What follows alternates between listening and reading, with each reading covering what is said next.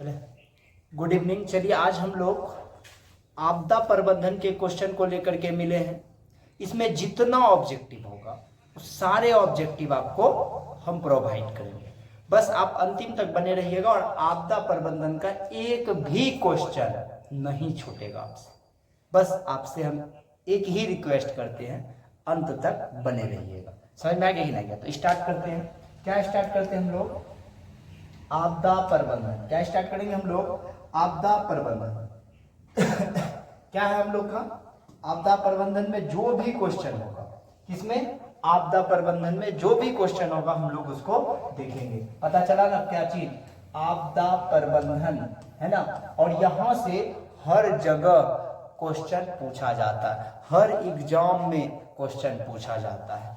2 number आपका fix यहां से पूछा जाता है। तो आज हम उस 2 नंबर को कंप्लीट करने जा रहे हैं। बस आप बने रहिएगा। पहला क्वेश्चन है हम लोगों के पास, सुनामी। सुनामी का प्रमुख कारण क्या है? सुनामी का प्रमुख कारण क्या है? तो शायद आपको पता होगा, सुनामी समुद्र में एक प्रकार का भूकंप की प्रक्रिया, जो कि समुद्र में जो भूकंप आता है ना, वहीं से क्या उत्पन्न हो जाता है? सुनामी। तो समुद्र में भूकंप का आना सुनामी का क्या है? प्रमुख कारण है। समुद्र में भूकंप का आना ही सब क्या है? सुनामी का प्रमुख कारण। चलिए क्वेश्चन नंबर 2 पे देखते हैं। मानव जनित आपदा क्या है? देखिए, आपदा 2 प्रकार के होते हैं, एक प्राकृतिक आपदा और दूसरा मानव जनित आपदा। मानव जनित आपदा किसको कहेंगे? ऐसी घटना जो मानव के द्वारा घटित हो। अब आप खुद से बताइए, मानव जो सब घटना करता हो सबका सब मानव जनित आपदा होगा ना। जैसे गैस का ब्लास्ट कर जाना, आतंकवाद के द्वारा गोली चलवा देना, है ना। बहुत सारी घटनाएं जो भी मनुष्य के द्वारा, रोड एक्सीडेंट जिसको आप सड़क दुर्घटना कहते हैं, ये सभी आपदाएं कौन सा आपदा है? मानव जनित आपदा। देखिए क्या क्या है? आतंकवाद, रेल दुर्घटना, सांप्रदायिक दंगा। कहीं कहीं पे देखते होंगे 20-25 लोग जमा हो गए और क्या हो गया? वहां सांप्रदायिक दंगा फैल गया, ढेर सारे लोग मर गए, है ना। उसको भी हम लोग क्या कहते हैं? मानव जनित आपदा। क्लियर हो गया ना दोनों क्वेश्चन? और होता प्राकृतिक आपदा, जो प्रकृति के द्वारा घटित होता है। आगे आगे आ जाइए। प्राकृतिक आपदा क्या है? क्वेश्चन क्या हम लोगों के पास? प्राकृतिक आपदा क्या है? आप गौर से समझिएगा। ऐसी घटना जो मनुष्य के द्वारा घटित हो उसको मानव जनित कहते हैं, और ऐसी घटना जो प्रकृति के द्वारा यानी गॉड के द्वारा घटित हो उसको हम लोग कहते हैं प्राकृतिक आपदा। एग्जाम्पल फॉर बाढ़ का आ जाना, उसमें मनुष्य का कुछ तो गलती नहीं है। तो जो भी घटना प्रकृति यानी गॉड के द्वारा घटित होगा उस सब का सब क्या हो जाएगा? प्राकृतिक आपदा हो जाएगा। बाढ़ का आना, भूकंप का आना। समझ में आ गया कि नहीं आ गया? क्या होगा? देखिए सुनामी, बाढ़, भूकंप, सुखाड़ आदि ईटीसी में बहुत सारा चीज आ जाएगा। ठीक है, ये सभी घटना कौन से घटना है? आपको पता चल गया ना, प्राकृतिक घटना। तो आप मानव जनित भी समझ गए और प्राकृतिक भी समझ गए। अब आगे चलते। सुनामी किस भाषा का शब्द है? सुनामी जो शब्द है वो किस भाषा का शब्द है? तो यह जो भाषा है ना, यह जापानी भाषा का शब्द है। जापान का नाम सुने होंगे। सुनामी शब्द जो आया, हाँ, ये जापान से आया। कहां से आया? जापान से। फिर देखिए, महाराष्ट्र में भूकंप आने का प्रमुख कारण क्या? महाराष्ट्र आप जान रहे होंगे, मुंबई महाराष्ट्र है ना, भारत में ही है। तो यहाँ पे क्या है? कोयना बांध का जो है निर्माण, कोयना बांध के निर्माण से वहां पे क्या होता है? भूकंप आता है। ये जो बांध बना है ना, उसका प्रमुख कारण है। समझ में आ गया कि नहीं गया? अब देखिए हम लोग आगे चलते हैं। तो कै नंबर तक हो गया हम लोग का? 5 नंबर तक। अब हम लोग को देखना है 6 नंबर से क्वेश्चन। कौन सा नंबर से? 6 नंबर में क्वेश्चन क्या कहता है? देखिए बिहार में सर्वप्रथम, कहां पे? बिहार में सर्वप्रथम भूकंप कब आया था? तो आप शायद, हमको लगता है बिहार स्टेट से बिलोंग करते होंगे, तो आपको पता होना चाहिए बिहार में जो सर्वप्रथम भूकंप आया था वो 1934 में आया था, और बहुत भयंकर भूकंप था। बहुत भयंकर, बहुत चीज का नुकसान हुआ है। किसमें? 1934 के भूकंप में। ठीक है, तो बिहार में सर्वप्रथम भूकंप कब आया था? 1934 में। फिर देखिए क्या है, नदियों में बाढ़ आने का प्रमुख कारण क्या होता है? तो आप स्वाभाविक रूप से समझिए, बाढ़ कब आएगा? जब जल ज्यादा हो जाएगा, जल जमाव हो जाएगा, है ना। तो जल की अधिकता यानी जल ज्यादा हो जाने से नदियों में बाढ़ आने का खतरा बन जाता है। क्या बन जाता है? बाढ़ आने का खतरा बन जाता है। कब? जब नदी में जल की अधिकता यानी जल की मात्रा ज्यादा हो जाता है। खैर आगे चलते हैं हम लोग। बाढ़ से सबसे अधिक हानि किसको होता है? तो आप याद रखिएगा, बाढ़ यदि आएगा तो सब कुछ को न हानि होगा, मकान बह जाएगा, जीव की हत्या हो जाएगी, सब कुछ होगा कि नहीं होगा।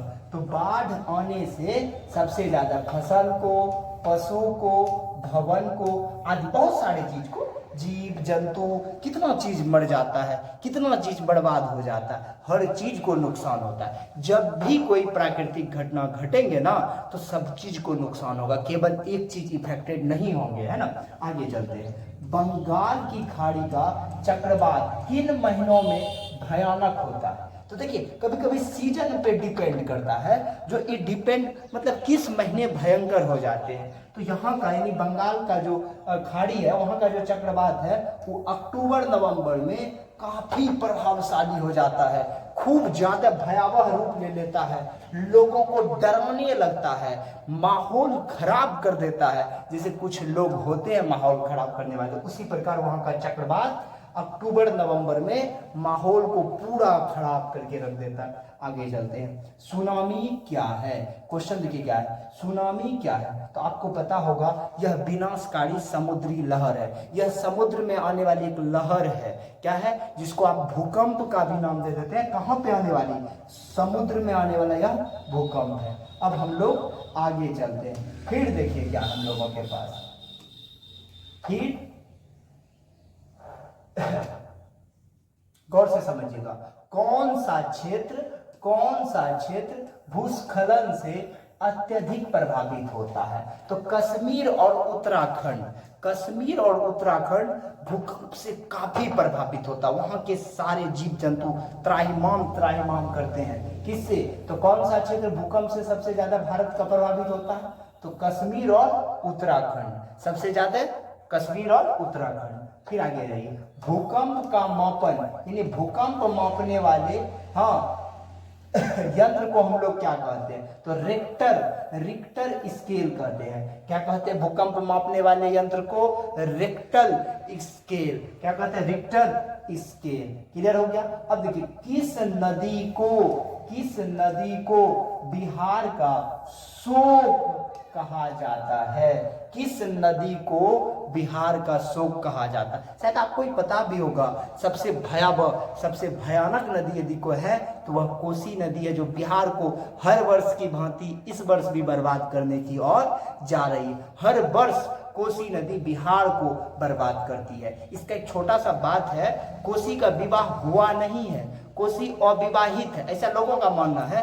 कभी इस नदी से मिलने जाती है, कभी उस नदी से मिलने जाती है, जिधर मिलने जाती है उधर के लोग को बहाते चले जाती है। इसलिए हर वर्ष बिहार को बर्बाद करने में कोसी का अहम योगदान है। जितना नेता सबका योगदान है ना बिहार को बर्बाद करने में, उतना कोसी नदी का भी बर्बादी है, उतना कोसी नदी का भी उसमें योगदान है। तो बिहार ऐसे थोड़ी बर्बाद है, नदी भी इसके पीछे पड़ा है। नेता सब तो पढ़ले है कि नहीं है? हर बेरोजगार लोग को अपना एकदम बना लेता है और भीड़ में लेकर के चले जाता है। खैर आगे चलिए। तो कोसी नदी बाढ़ का क्या कहते हो, बिहार को बर्बाद करने में अहम योगदान निभाता है। फिर देखिए, नदियों में बाढ़ आने का प्रमुख कारण क्या? शायद आप पीछे देखे थे, एक रिपीट क्वेश्चन हो गया। जल ज्यादा होगा तो नदी में खूब ज्यादा बाढ़ आएगा। बाढ़ क्या है, ऐसा क्वेश्चन पूछा जाता है। बाढ़ आखिर है कैसी आपदा? प्राकृतिक है या मानव जनित? तो आप खुद बताओ ना, बाढ़ कैसी आपदा है? तो बाढ़ जो है ना बाबू, सुगा मैना, बाढ़ एक प्राकृतिक आपदा है। ये मनुष्य के द्वारा नहीं आता, ये गॉड गिफ्टेड चीज है। यह हमेशा तक आएगा जब तक ईश्वर का इच्छा होगा, बाढ़ भेजते रहेगा। और कोसी का कृपा रहे तो देखो, कोसी का जब तक कृपा रहेगा तो अपना लोग बर्बाद रहेंगे, और नेता का जब तक कृपा रहेगा तो फिर हमारा बिहार जो है सबसे पिछड़ा राज्य हमेशा बना रहेगा। फिर आगे चलते हैं, हम लोग देखते हैं क्या है। हाँ, बाढ़ से सबसे अधिक हानि होती है, तो फसल को होता है, भवन को होता है और पशु को होता है ना। फिर देखिए बिहार का कौन सा क्षेत्र बाढ़ ग्रस्त क्षेत्र होता है? उत्तरी बिहार, सबसे ज्यादा उत्तरी बिहार। इतना ज्यादा प्रभावित है तो बातें छोड़ दो, सबसे ज्यादा प्रभावित राज्य कौन सा है? तो उत्तरी बिहार है ना। बिहार का कौन सा क्षेत्र प्रभावित है? उत्तरी बिहार, काफी प्रभावित क्षेत्र है। हाँ, उसके बाद फिर हम लोग देखते हैं क्या है क्वेश्चन हम लोग के पास। कहता है सूखों से बचाव का एक प्रमुख तरीका क्या हो सकता है? यानी हमको सुखाड़ से बचना है। किससे बचना है? सुखाड़ से बचने का। तो वर्षा जल संग्रह, वर्षा का जो जल होगा ना, हाँ, उसको संग्रह इकट्ठा करके बचा करके रखना है, तभी हम लोग सुखाड़ से बचेंगे, अन्यथा नहीं बच पाएंगे। ठीक है, इसके लिए साइंस भी बहुत सारे टेक्निक लाए हैं, उससे बचने का उपाय बनाएंगे, है ना। अब आगे देखिए, बिहार की बड़ी त्रासदी में से एक है बाढ़। आपको बताया ना, बिहार तो बर्बाद है, कोसी का फुहार है, कोसी का फुहार है तो बिहार बर्बाद है, और नेता कुमार है तो बिहार पूरे बर्बाद है ना। खैर आगे चलिए, सूखे के लिए जिम्मेदार कारक कौन है? तो सूखा, वर्षा की कमी के कारण ही सुखाड़ उत्पन्न होता है। वर्षा खूब होगा तो बाढ़ हो सकता है, लेकिन सुखाड़ नहीं होगा। ठीक ना, चलते हम लोग आगे। फिर कहता है कुसहा तटबांध किस नदी पर है? यह क्वेश्चन कई बार पूछा जाता है, कुसहा तटबांध किस नदी पर है? याद रखिएगा, यह कोसी नदी पर है। कहाँ पे है बाबू? कोसी नदी पर है। फिर देखिए, भाखड़ा नंगल बांध किस नदी पर स्थित है? तो याद रखिएगा, इस सतलज नदी पर है। किस नदी पर है? सतलज नदी पर, है ना। फिर हम लोग आगे चलते, देखिए फिर हम लोग के पास है, हाँ, क्वेश्चन बहुत भयानक क्वेश्चन सब है, इससे बाहर कुछ आ ही नहीं सकता एग्जाम में। वादा है आपसे, मजाल है जो कुछ क्वेश्चन इससे ज्यादा पूछ देगा। कहां से बनाएगा वो क्वेश्चन? औकात है उसको इससे ज्यादा कुछ बना देगा? कभी नहीं। कौन से राज्य सूखे से सबसे ज्यादा प्रभावित रहता है? आप याद रखिएगा, गुजरात। यह सुखाड़ इतना ज्यादा आता है, इतना ज्यादा आता है, जो बातें मत पूछिए। सुखाड़ का शिकार है, सुखाड़ का शिकार है गुजरात, है ना। फिर आगे देखिए, सूखे की स्थिति में किस प्रकार, मतलब सूखे की स्थिति जो आती है वो कैसे आ जाती है? तो आप याद रखिएगा, यह धीरे धीरे आती है, अचानक नहीं आ जाती। इसका एक प्रोसेस होता है, जैसे रुक रुक रुक रुक नहीं होता है। हाँ, तो सूखे की स्थिति क्या था? धीरे धीरे। नदी के जल ग्रहण क्षेत्र में वृक्षों के रहने से क्या लाभ होता है? तो आप याद रखिएगा, बादल आकर्षित होते हैं और वर्षा की संभावना बढ़ती है ना। वर्षा की संभावना क्या हो जाती है? बढ़ जाती है। सुनामी किस स्थान पर आती है? आपको ये बात पता होगा, समुद्र में सबसे ज्यादा सुनामी आता है। फिर देखिए, महासागर के तली पर होने वाली कंपन किस नाम से जानी जाती है? तो महासागर के नीचे में जब भी होगा समुद्र में, तो सुनामी कहलाएगा। यहां तक आप लोग को क्लियर हो गया होगा। अब देखिए आगे हम लोग के पास क्या फिर क्या है? भूकंप से पृथ्वी की सतह पर पहुंचने वाली सबसे पहली तरंग को किस नाम से जाना जाता है? उसको पी तरंग कहते हैं। पी तरंग, कौन सा तरंग?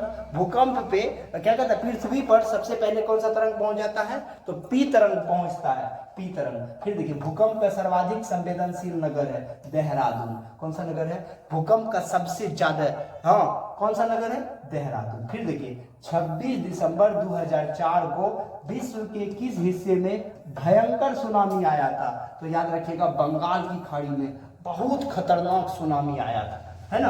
फिर देखिए, भारत में अत्यंत विनाशकारी भूकंप 1934 में। ये भूकंप का बात मत पूछो बाबू, कितना घर उजड़ा था, वह जिसका उजड़ा होगा वही जान रहा होगा। ठीक है, हम लोग तो पैदा नहीं हुए थे, बस आपको जानकारी दे देते। 1934 का भूकंप बहुत भयंकर था। कभी आप सोचिएगा ना, जो ये सब भूकंप आए हम लोग को फिर से देखने को मिले, है ना। फिर देखिए आगे क्वेश्चन क्या है हम लोगों के पास।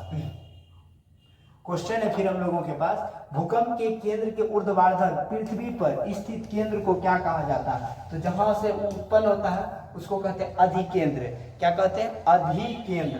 फिर कहता है, भूपटल के नीचे का वह स्थल जहां भूकंप का जन्म होता है क्या कहलाता है? उसको कहते हैं भूकंप केंद्र। जहां भूकंप जन्म लेगा उसको भूकंप केंद्र कहेंगे। कहता है, सबसे खतरनाक तरंग कौन सा होता है? तो अभी आप लोग देखिए यहाँ पे, हाँ, सम्मान बहुत बाद में मिलता है, पहले दुनिया दुनिया से अपमान लिया जाता है। फिर से समझिएगा, सम्मान बहुत बाद में मिलता है, पहले दुनिया से अपमान लिया जाता है। बहुत लोग अपमानित करते हैं तब जाकर सम्मान देते हैं। इसलिए आप पहले स्टार्टअप में जब अपने लाइफ को स्टार्ट करते हो वहाँ सम्मान मत खोजिए, क्योंकि कोई आपको सम्मान नहीं देंगे। याद रखिएगा, बाद में सब लोग आपको सम्मान देंगे। मिलते हैं हम लोग नेक्स्ट वीडियो में, तब तक के लिए बाय बाय। बनाएंगे।